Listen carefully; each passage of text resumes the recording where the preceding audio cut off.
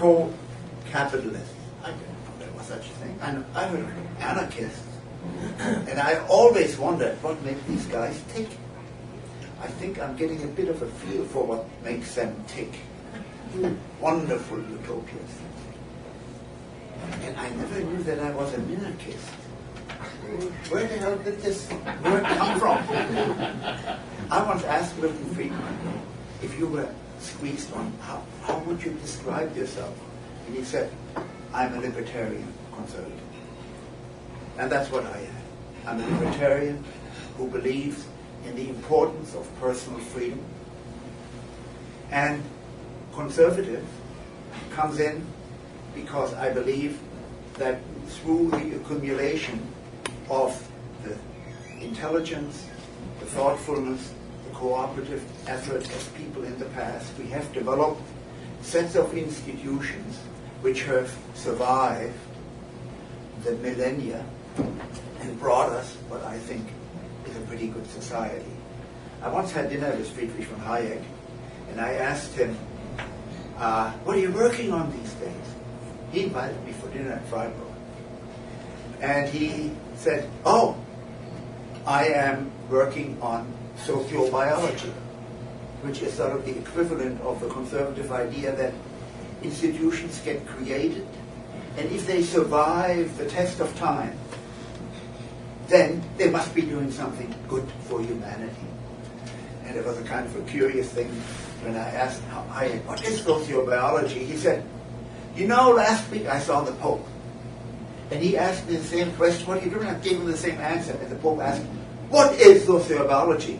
And he said, I told him that any organization that lasts for 2,000 years must be doing something good for humanity. And he said, the Pope loved it. Well, ladies and gentlemen, I've never really engaged any of my limited time and resources in worrying about the kinds of issues that would worry Walter. Nor am I interested in the details of communist utopias, Marxist utopias, socialist utopias. For me, liberty, freedom, these are guidelines, these are setting my compass. Whenever I'm writing papers, doing research, or when I was in Parliament, I have these compass settings. So let me just tell you the kinds of things that I believe are reasonable for me, because what I'm concerned about is that I was born in a world in which there is a government. How can we make the government work better for the benefit of the majority of people? And one of the great things that we did at the Fraser Institute was the founding of the first meeting of the Economic Freedom Index. If you read that book, it's had an enormous influence in the world. It shows very, very clearly that the economic well-being of individuals in this world is an increasing function of the amount of economic freedom they enjoy, which in turn is very highly correlated with political freedom. That, to me, to work on as an economist, as an intellectual, I have chosen as my role to work on empirical evidence justifying why it would be in the interest of the people of the world, of individual countries, to move up this scale of freedom, including, if you wish, put into the utility function and the benefits that there are. Freedom itself is worth something. But that's a wonderful thing about it, that you can easily say, you not only get higher income, but you get freedom as well. And that is what I have chosen to do in my life. Walter has chosen to be a compass setter. I respect him for it. I enjoy listening to him, going through intellectual contortions of the sort that I would never thought was possible. But, you know, there are lots of you who believe that his artistry in contortions is just wonderful verse coming all the way where you come from to hear him one more time. How much time do I have? Another 4 minutes. Another 4 minutes. So, let me give you another example of what I think I want to do with my life, I have done with my life. One study I have made is to imitate actually something that some, for then Texas had done for the United States, is to ask, is there an optimum level of government? Now, the theory behind that, contrary to contrast with what Walter says, if you have zero government, the cost of protecting yourself against evil people in this world is very high. Because if there is no Department of Justice, there is no jails, there is no penalties. I should have said earlier, I assume that not all people are good. Some people are evil. And it is a reality of the world, therefore, my judgment, very personal judgment, but I think empirically supported. If you have no government whatsoever, total anarchy, and there are evil people in this world, you're going to spend a lot of your resources worrying about these guys coming in and taking away your goods and your property and raping your wife and killing you. So huge expenses have to be incurred.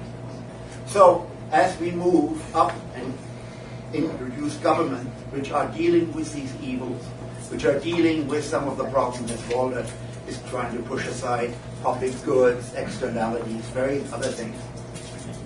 We have developed institutions which take resources away from some in order to create them. But they increase the level of government. But we also know that if the government is so big as to take 100% of our taxes, there will also be very, very little income output produced. So we know at zero, there is low income, disposable income, and we know that if taxes are 100%, it's also low. But along that axis, you have a functional relationship that goes up like this, and you will not believe. I challenge you someday to go and look at numbers in the history of Canada, the people in years in which you can plot, in every year you can plot the amount of government spending against the rate of economic growth. And you do that for 70, 80, whatever the numbers are, for which we have numbers. When we plotted these numbers, these points in that space,